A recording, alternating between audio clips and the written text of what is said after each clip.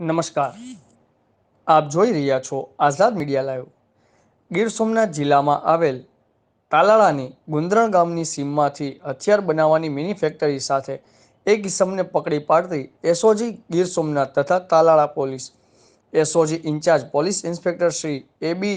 જાડેજા સાહેબ તથા એસઓજીની ટીમ તથા વિજયભાઈ એ બોરકતરિયાને સંયુક્ત મળેલ બાતમીના હકીકતના આધારે ગુંદરણ ગામે કાળીધાર નામે ઓળખાતી સીમમાંથી હથિયાર બનાવનાર રામસિંહભાઈ રામાભાઈ કરંગિયા જાતે આહિર ઉંમર 55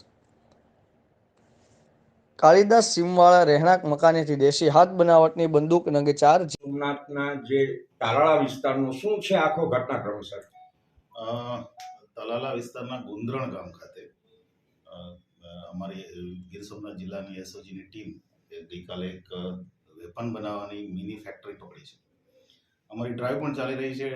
નવા ડીજી સાહેબ આવ્યા પછી એક 15 દિવસની ડ્રાઈવ આપી છે કે જેમાં અમે આવા હથિયારોના કેસો કરવાના છે।